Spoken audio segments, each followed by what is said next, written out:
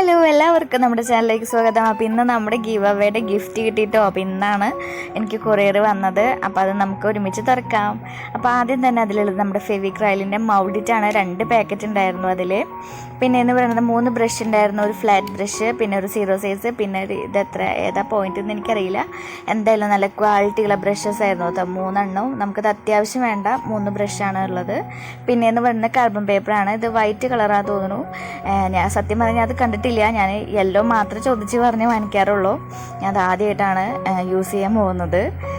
പിന്നെ എന്ന് പറയുന്നത് ഡെക്കോപ്പേറ്റ് ടിഷ്യൂ ആണ് കേട്ടോ. 2 പാറ്റേണിലുള്ള ടിഷ്യൂ പേപ്പർ ഉണ്ടായിരുന്നു.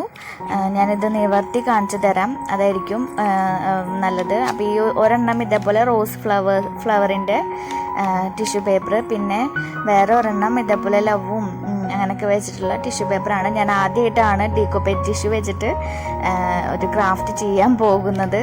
പിന്നെ എന്ന് പറയുന്നത് നമ്മുടെ ഗ്ലിറ്റർ ഫോം ഷീറ്റാണ്. 3 കളേഴ്സാണുള്ളത്.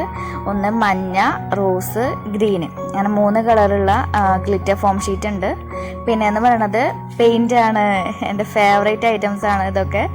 ഇതെന്ന് പറയുന്നത് അക്രൈലിക് കളേഴ്സാണ്. ഈ കളേഴ്സിൽ ഈ പെട്ടിയിൽ 6 കളേഴ്സ് ഉണ്ട്. മഞ്ഞ, കറുപ്പ്, നീല, പച്ച, വെള്ള, ചുവപ്പ്, ബേസിക് ആയിട്ടുള്ള കളേഴ്സ് എല്ലാതും ഉണ്ട്. പിന്നെ ഇത് വെച്ചിട്ട് നമുക്ക് എത്ര ഷെയ്ഡ് വേണമെങ്കിലും നമുക്ക് ഉണ്ടാക്കാം. അക്രൈലിക് ഇതെന്ന് പറയുന്നത് നമ്മുടെ മെറ്റാലിക് കളേഴ്സാണ്. ഇതാണെങ്കിലോ റെയർ കളേഴ്സാണ് കേട്ടോ ഇതിലുള്ളത്. അതായത് എനിക്കിവിടെ കിട്ടാനില്ലാത്ത കളേഴ്സാണ്. ആൻറ്റി gold, silver, green, copper, brown, അങ്ങനത്തെയൊക്കെയുള്ള 6 കളേഴ്സ് മെറ്റാലിക് കളേഴ്സാണ്. എൻ്റെ കയ്യിൽ ഇല്ലാത്ത കളേഴ്സാണ്. പിന്നെ എന്ന് പറഞ്ഞാൽ 2 റിബൺ ഉണ്ട്. പിന്നെ ഇതെന്ന് പറഞ്ഞാൽ പേപ്പറിൻ്റെ ഒരു ത്രെഡാണ് കേട്ടോ. പേപ്പറിൻ്റെ നല്ലൊരു ഗ്രേയും വൈറ്റും കൂടിയിട്ടുള്ള കളറുള്ള ഗ്രേ പേപ്പറാണ്. പിന്നെ ഇത് പറഞ്ഞാൽ ടിഷ്യൂ പേപ്പറാണ്. അത് വലിയ സൈസിലുള്ള പേപ്പറാണ്. പിന്നെ പറയണത് ഒരു കുട്ടി ബോട്ടിലാണ്. കുട്ടിക്കോർക്കൊക്കെ വെച്ചിട്ടുള്ള ഒരു കുട്ടി ബോട്ടിലാണ്. നമ്മുടെ കുട്ടി ബോട്ടിൽ ആർട്ടൊക്കെ നമുക്കതിൽ ചെയ്യാം. പിന്നെ എന്ന് പറഞ്ഞാൽ പിക്ചർ വാർണിഷാണ് എൻ്റെ കയ്യിൽ. വുഡ് വാർണിഷാണുള്ളത്. പിക്ചർ വാർണിഷ് എൻ്റെ കയ്യിൽ ഇല്ലാത്തൊരു സാധനമാണ്.